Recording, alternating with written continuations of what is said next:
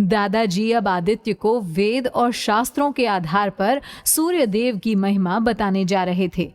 देखो बेटा, जब वैदिक काल में इंसान को सोचने, समझने, विचार करने की शक्ति मिली, तो उसने सबसे पहले इस बात को महसूस किया कि उनके दिन की शुरुआत सूरज के निकलने से होती है। सूरज से आ रही किरणों से ही प्रकाश भी मिलता है और संसार में जीवों का, वनस्पतियों का जीवन भी चलता है। यानी सूरज है तो उनका जीवन है। इस तरह से उसने सबसे पहले सूरज को ही आदि देव मानकर उनकी स्तुति करनी शुरू की। उसने सूरज की जीवन शक्ति को, उसकी ऊर्जा को सूर्य देव नाम दिया। जब संसार को बिग बैंग की थ्योरी का ज्ञान नहीं था, ये तक पता नहीं था कि पृथ्वी के अलावा और भी ग्रह हैं, तब हमारे ऋग्वेद के 10वें अध्याय में लिख दिया गया था, हिरण्य गर्भा समवर्त ताग्रे भूतस्य जाता पतिरेकासीत सदाधार पृथ्वीम द्यामुते माम तस्मय देवाय हविषा विधेम। इस श्लोक में सूर्य, चंद्रमा, पृथ्वी, सभी ग्रहों और तारों की उत्पत्ति का रहस्य छिपा है, जो बिग बैंग थ्योरी है। इस श्लोक का मतलब है, जब कहीं कुछ नहीं था तो सब कुछ हिरण्य गर्भ के अंदर था, यानी एक अंडे जैसे पिंड के भीतर, और फिर उस पिंड से ही सब कुछ एक साथ प्रकट हुआ। ये पूरा ब्रह्मांड और उसके सभी तत्व जैसे धरती, चंद्रमा, सूर्य, जल, अग्नि, आकाश, वायु, सब कुछ अस्तित्व में आया। जो कुछ भी अस्तित्व में आया उसका आधार परमात्मा है, यानी वो महान ऊर्जा, महाशक्ति जो उन सभी चीजों से पहले भी थी, वही एक थी जिससे सब कुछ उत्पन्न हुआ। इस श्लोक से हिरण्य गर्भ को ईश्वर की गोद भी कहा जा सकता है, यानी वो गर्भ जिसके अंदर हर कोई निवास करता हो, जिसके बाहर कुछ भी नहीं है। जैसे एक हवा से भरा गुब्बारा है तो हवा उसके अंदर भी है और उसके बाहर भी है, ऐसे ही वो सुप्रीम सोर्स, सुप्रीम एनर्जी हर चीज के अंदर भी है और उसके बाहर भी है। सूर्य भी उसके भीतर से ही प्रकट हुआ है। सूर्य के जन्म को लेकर विष्णु पुराण में भी एक बात लिखी गई है। उसमें एक कहानी आती है कि जब कहीं कुछ नहीं था, तब उस विराट पुरुष भगवान विष्णु की इच्छा से दूध जैसा एक सफेद सागर बन गया, जिसे क्षीर सागर कहा गया। उस क्षीर सागर में पीपल का पत्ता बना और इसी पत्ते पर एक शिशु लेटा हुआ दिखाई दिया। ये शिशु अपनी ही इच्छा से विकसित होता गया और पूर्ण पुरुष बन गया। उस विराट पुरुष ने जब आंखें खोली तो नेत्रों से निकला प्रकाश सूर्य बन गया, मन की भावनाओं से चंद्रमा बना, कानों से ध्वनि बनी और सांस लेने की इच्छा के कारण ही यह पूरा ब्रह्मांड प्राणवायु से भर गया। ये सफेद दूध सा सागर, कहीं ये मिल्की वे यानी आकाश गंगा हमारी गैलेक्सी की बात तो नहीं हो रही? ऐसे ही समझ लो बेटा। हमारे वेदों शास्त्रों में ब्रह्मांड की हर बड़ी घटना को एक कथा में डालकर एनोलॉजी के जरिए ही समझाया गया है। पुराणों में कहा गया है, भगवान विष्णु के रोम रोम से ब्रह्मांड निकल रहे हैं, जो प्रतीक हैं इनफाइनाइट गैलेक्सी के। यजुर्वेद में एक ऐसा ही श्लोक भी है, चंद्रमा मनसो जातश्चक्षो सूर्यो अजायत श्रोत्राद्वायुश्च प्राणश्च मुखादग्नि रजायत नाभ्या आसीदंतरिक्षम शीशरणोदयो समवर्तत पदभ्याम भूमिर्दिशा श्रोत्रात्था लोकान अकल्पयन।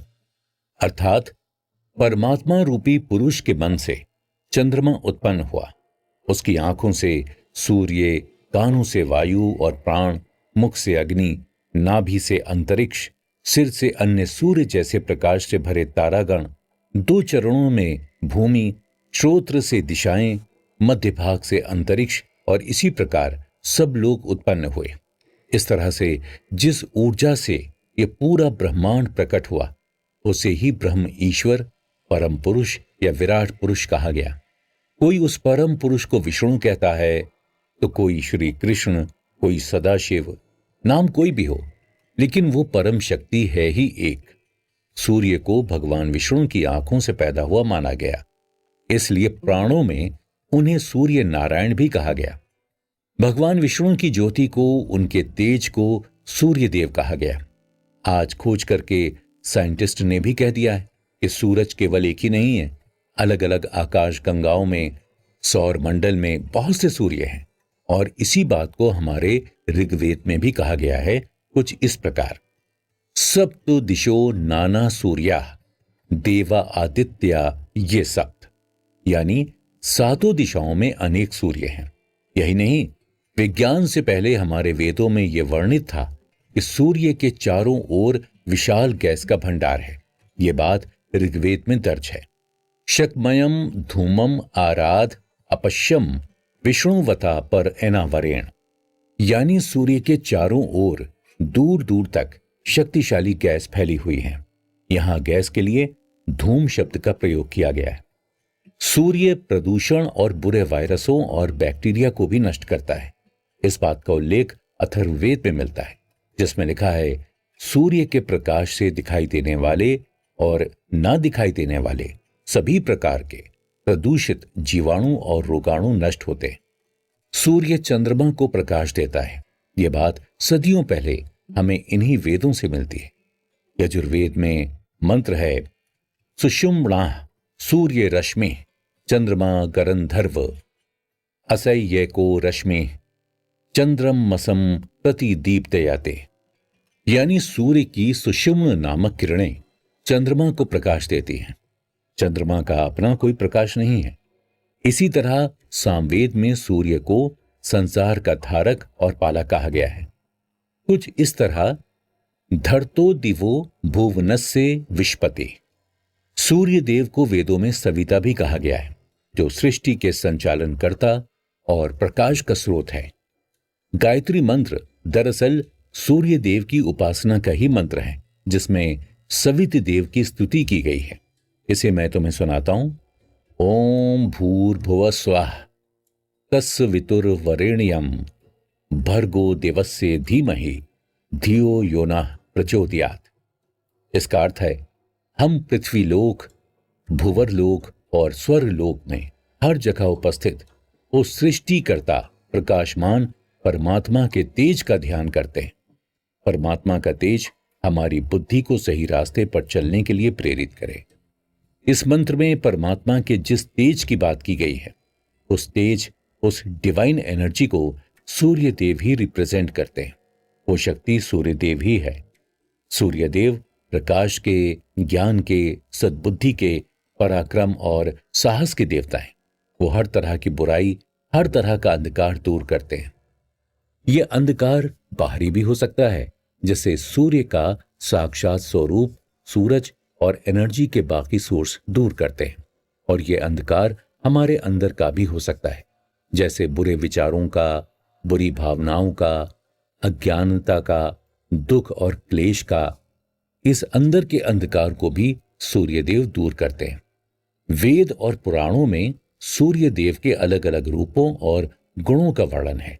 उनकी पूजा का महत्व बताया गया है, जिसमें सबसे मुख्य है ब्रह्म पुराण, जिसमें पूरा एक अध्याय सूर्य देव पर समर्पित है। मैं तुम्हें उसके कुछ श्लोकों को सरल भाषा में समझाता। और इसके बाद दादाजी ने आदित्य को ब्रह्म पुराण का वो भाग सुनाया जिसमें सूर्य देव की विशेषताओं का, उनके गुणों का, उनकी महिमा का बहुत प्यारा वर्णन है। उसे सुनने के लिए चलिए हमारे साथ अगले एपिसोड पर। अगले एपिसोड में हम जानेंगे ब्रह्म पुराण में महर्षि वेदव्यास ने क्या कहा है सूर्य देव के बारे में। क्या महिमा है उनकी, क्यों उन्हें देवों में सर्वश्रेष्ठ देव कहा जाता है, क्यों उन्हें नारायण स्वरूप समझा जाता है।